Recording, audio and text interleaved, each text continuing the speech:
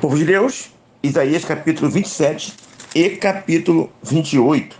Aqui no capítulo 27, o título da minha Bíblia é Plenitude, Deus ama seu povo e o salva. Né? Basicamente, os capítulos estão falando de Assíria, de Judá e do povo de Israel, no caso, Reino do Norte, que muitas vezes é retratado como Efraim. Então, esse é o foco dos capítulos: Judá, Efraim, que no caso é povo de Israel, e da Assíria.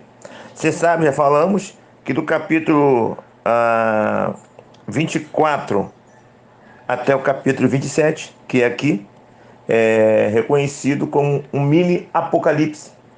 É como se fosse uma pequena parte, né, do apocalipse, vamos dizer assim.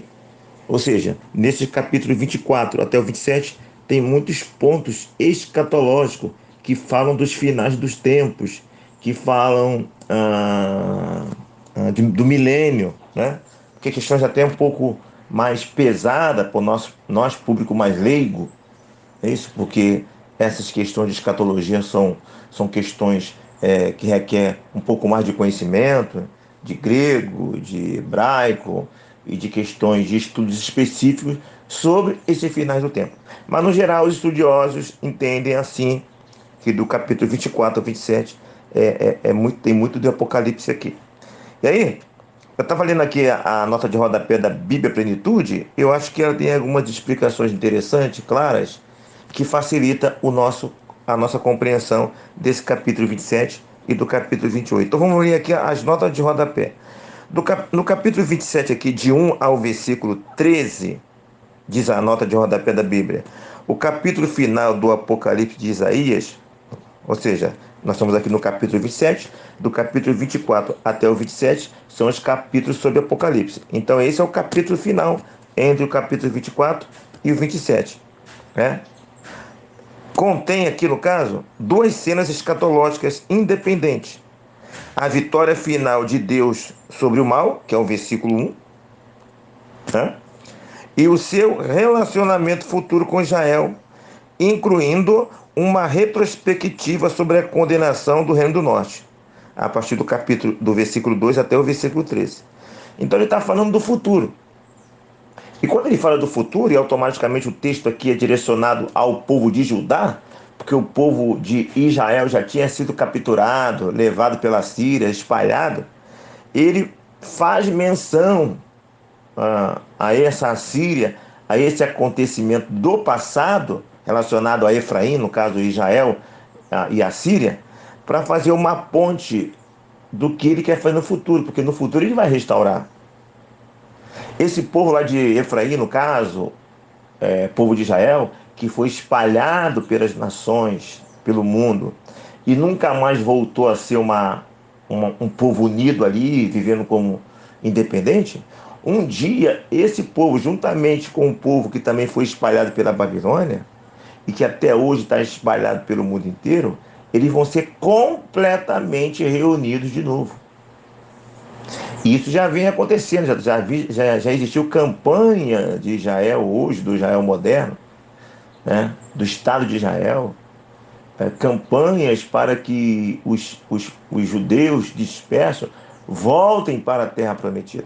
Isso já vem acontecendo ao longo dos anos, mas há uma promessa escatológica futura que isso vai acontecer de maneira muito mais abundante.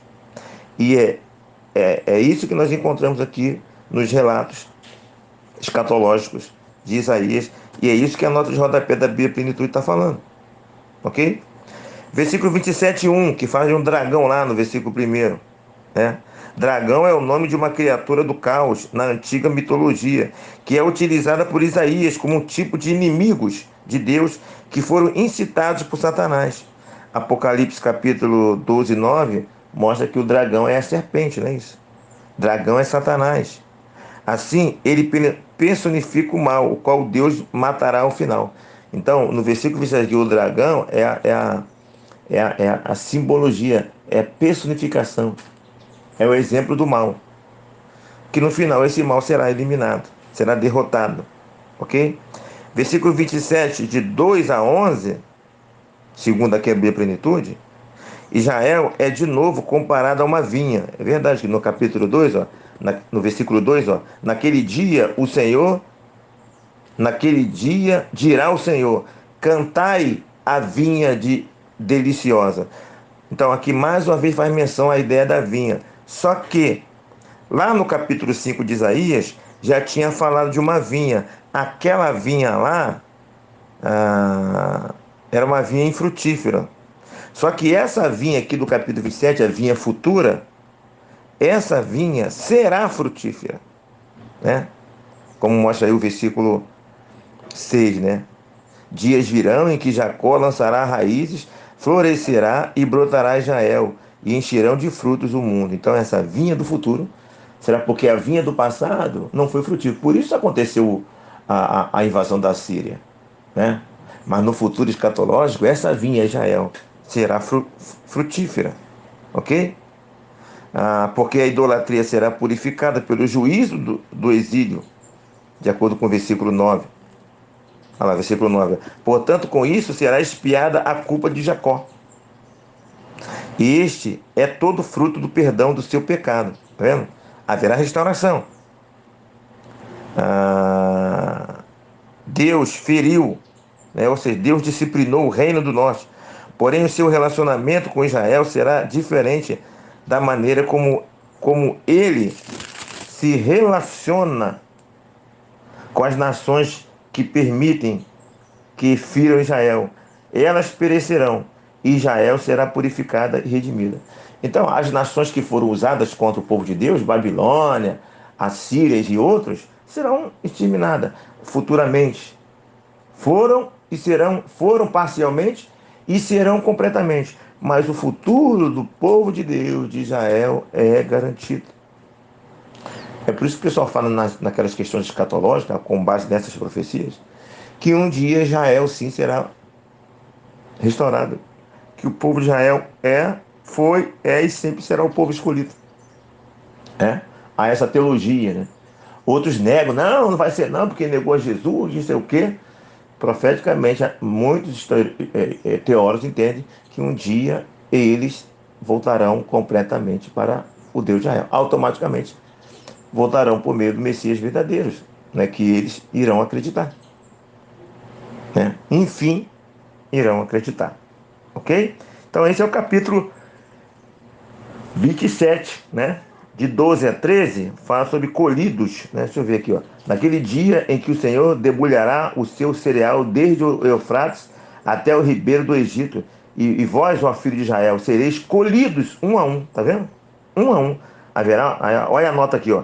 Haverá uma reunião de um remanescente, não somente da Síria e do Egito, mas ao final de todas as nações, Israel e Jerusalém. Ou seja, os remanescentes que foram espalhados pela Síria estão na Síria, os remanescentes que foram espalhados pelo Egito estão no Egito, e tudo quanto é lugar, eles serão colhidos de volta.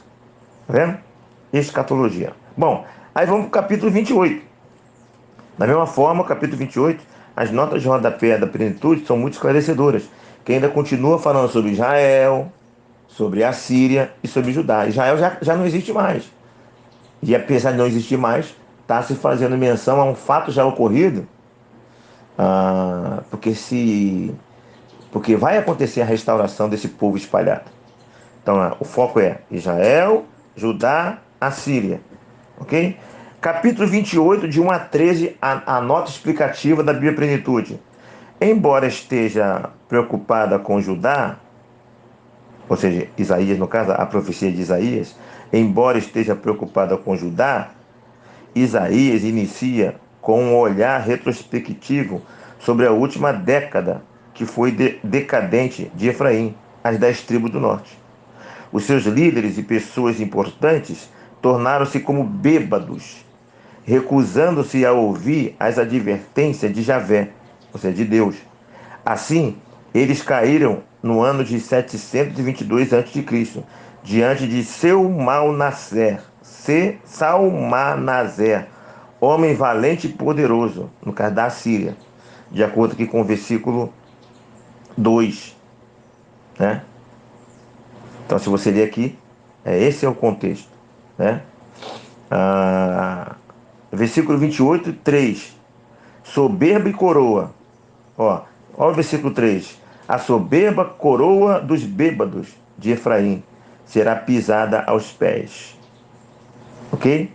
No caso aqui é Samaria. Né? Interessante que às vezes tem um trocadilho, né, de coisas que já aconteceram, coisa que vai acontecer. Não é isso? Tem muitas vezes esse lance de ir para o futuro, de algo do futuro, algo do passado. Às vezes é difícil, né? Isso aqui já aconteceu, vai acontecer, entendeu? Às vezes alguns textos são de difícil compreensão para nós mais leigos, não é isso? Então, soberba e coroa. Israel gloriava-se da beleza da sua capital Samaria e da opulência e luxúria da sua riqueza. Ou seja, gloriava, está lá no passado. Então ele está falando do que aconteceu no passado, segundo a nota de rodapé aqui da Bíblia. Capítulo 28, 5.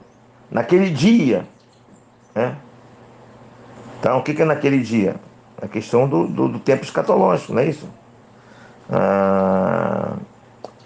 Versículo, deixa eu ver aqui, 15. Porquanto dizeis, fizemos aliança com a morte, e com o além fizemos acordo. Quando passar o dilúvio do açoite, não chegará a nós, porque por nosso refúgio temos a mentira, e debaixo da falsidade nós temos escondido. Olha a situação decadente aí, que estava esse povo de Israel, né? Bebiam, se embriagavam, estando bêbados, estando bom, falavam uma besteira, não acreditavam na palavra do profeta. E vem aqui, ó, 28, de 9 a 13.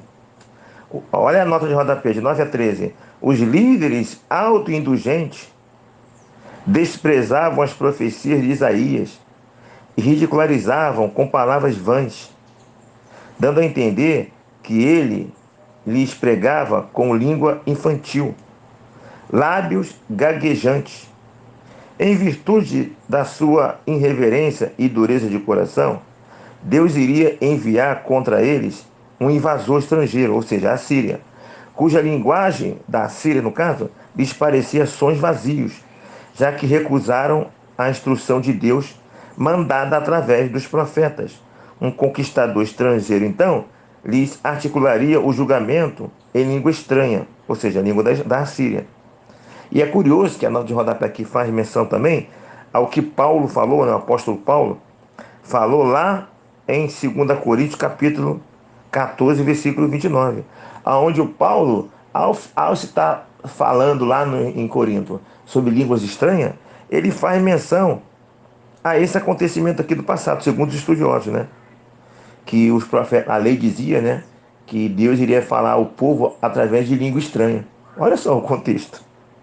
Então, o contexto lá de Paulo, no capítulo 14, 1 Coríntios capítulo 14, que está se tratando de língua estranha, aquele contexto lá de Paulo, ele está fazendo uso, menção aqui em Isaías. E quando aqui em Isaías, o profeta fala que Deus ia falar ao povo por meio de línguas estranhas, ele está se referindo à Assíria. Bom, já que você não está obedecendo a palavra do profeta Isaías e está dizendo que essa língua é esquisita, que estão gaguejando, isso aí é palavra. Esse cara sabe nem falar, vamos dizer assim, né? Esse cara sabe nem falar direito, você está recusando. Você está recusando a palavra do profeta, a maneira como ele está falando, né? Então agora eu vou falar com vocês através de outra língua. Que outra língua seria essa? O povo assírio. Já que você não quer ouvir a palavra do profeta, você vai me ouvir através de outra língua. Em outras palavras, você mais vai me ouvir quando eu mandar o chicote em vocês. Você vai me ouvir quando você receber o castigo. Percebeu? Aqui, meu irmão, minha irmã.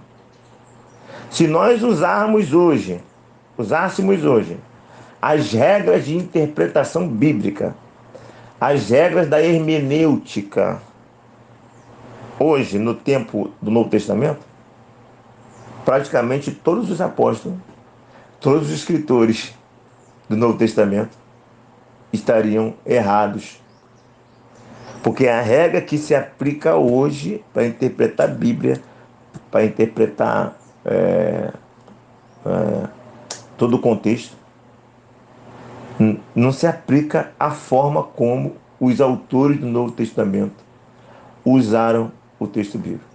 Porque eles usaram muitos textos totalmente fora do contexto da época. Tanto do Velho Testamento quando fala do futuro lá no Novo Testamento, porque os profetas que falaram lá no Velho Testamento, o que eles falaram sendo aplicado no Novo Testamento, não tem nada a ver a aplicação com o contexto que eles viviam.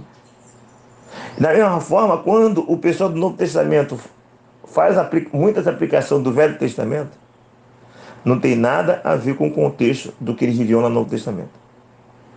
A única diferença aqui. Então, pastor, então por que isso quer dizer então que as interpretações deles são erradas? Não estou dizendo isso. Eu estou querendo dizer que a diferença está no nosso entendimento, na nossa fé, na nossa crença, de que a diferença deles para nós é que eles foram inspirados para isso. O Espírito Santo os inspirou para que eles tivessem esse entendimento e fizesse essa aplicação. A grande pergunta é, e hoje?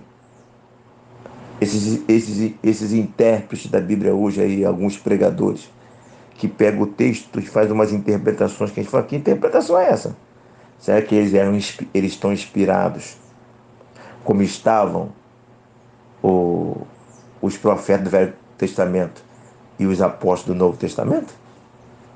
Nos profetas e nos apóstolos, eu tenho fé que é inspiração. A grande questão é o dia de hoje.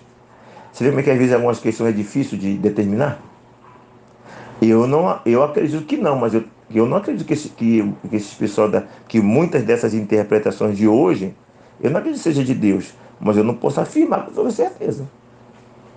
Porque mesmo estando fora de contexto, se o Espírito Santo usou, é válido. O problema é que eu não sei se o Espírito Santo usou.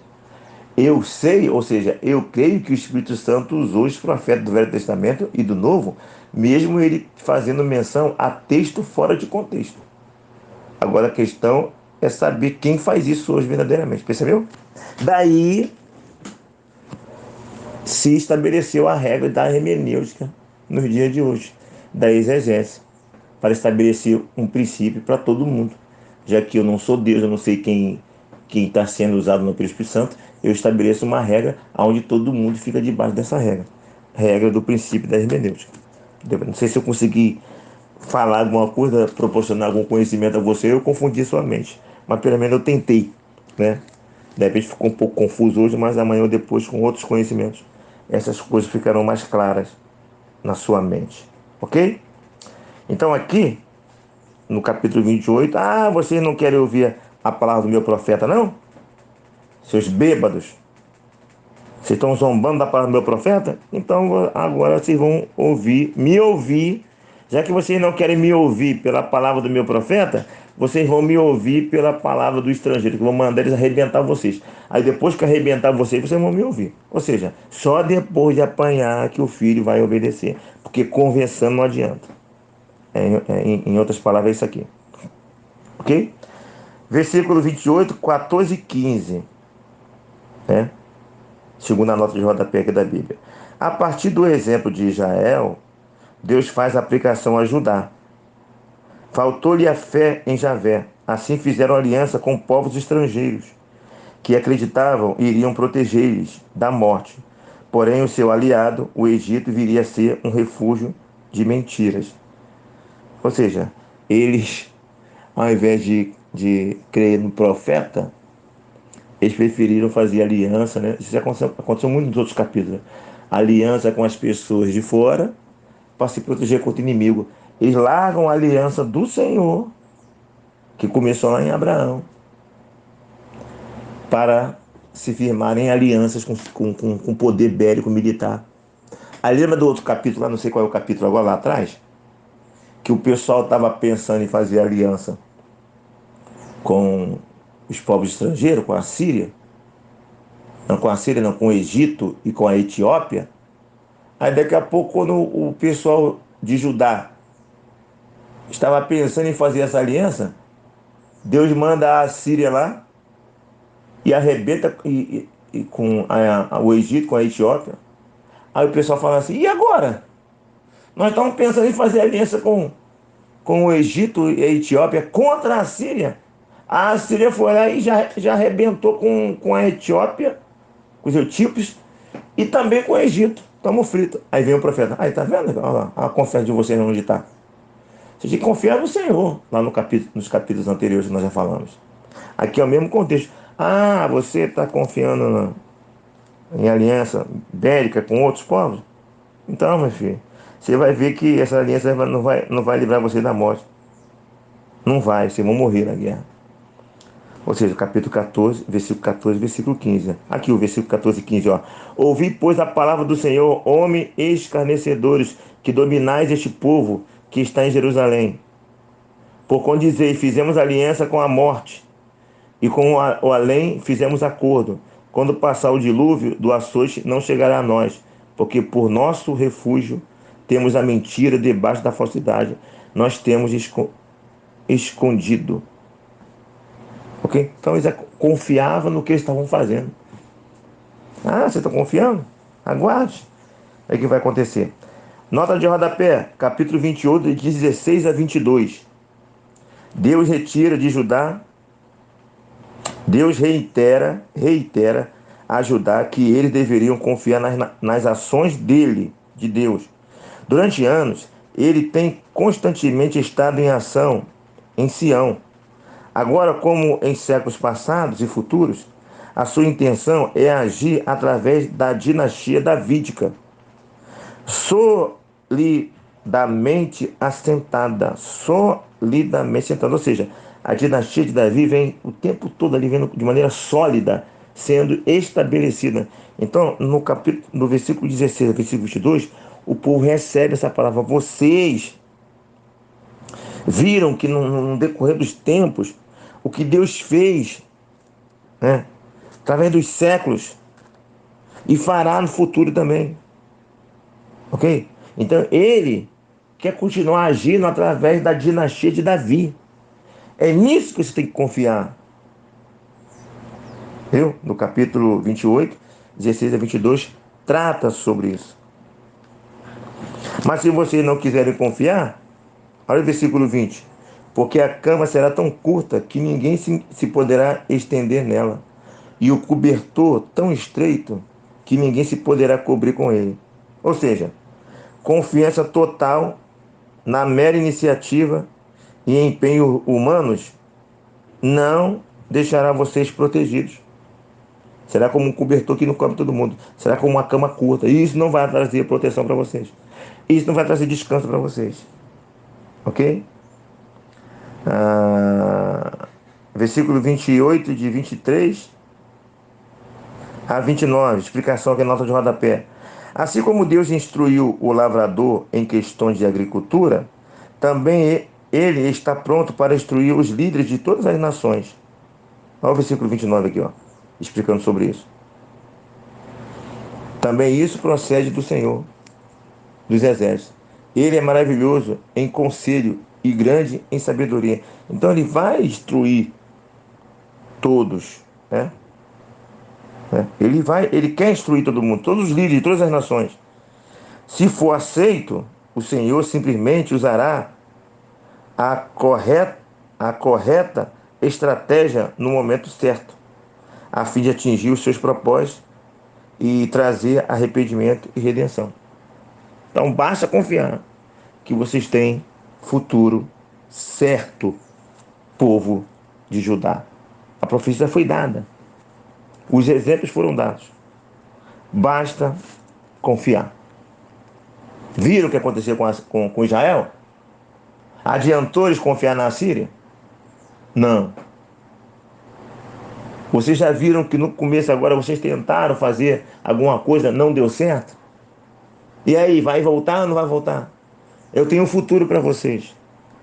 Nós já sabemos o final dessa história. Não é isso? Nós já sabemos disso. Eles não vão ouvir a palavra do profeta. Vai vir a Babilônia, em algumas etapas, vai arrebentar todo mundo. Eles passarão 70 anos no cativeiro, voltarão para reconstruir o templo, começarão a reconstruir, depois vão desanimar de novo, vão deixar de reconstruir, vai vir um profeta, vai trazer palavra de exortação, eles irão voltar a construir o templo, e aí vão caminhando para o Novo Testamento, onde lá no Novo Testamento, perto do Novo Testamento, o Herodes vai ampliar aquele templo que eles reconstruíram, porque foi um templo inferior ao templo de Salomão. Os profetas iam chorar, né, quando virem aquele templo reconstruído. Aí vai vir aquela palavra profética que a glória da segunda casa será maior que a da primeira, porque a glória da segunda casa será maior que a da primeira, porque Jesus vai pisar naquele templo. E só lá no Novo Testamento, depois da morte de Jesus, é que o templo será destruído de novo, para abrir caminho para a graça, porque estão muito apegados ao templo.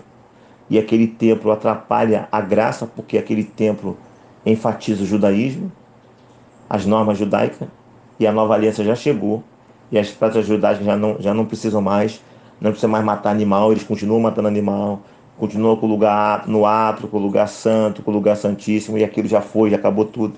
Mas eles continuaram, estavam muito apegados ainda. Ah, é? Vocês estão apegados? Então rebenta com o tempo de novo. E até hoje, o povo de Israel, nos dias de hoje, continua na esperança de mais uma vez reconstruir o templo para continuar a sua atividade religiosa, porque eles não acreditaram que o Messias que veio, que é Jesus, era verdadeiramente o Messias. Mas no futuro, segundo a escatologia aqui, segundo estudiosos, isso vai acontecer no tempo futuro. Ok? É isso. Essa é a palavra de Deus. Confiai no Senhor. Ele tem o domínio de todas as coisas, do passado, do presente e do futuro. Aqui, Pastor Renê, pense em todas essas coisas e que Deus nos abençoe.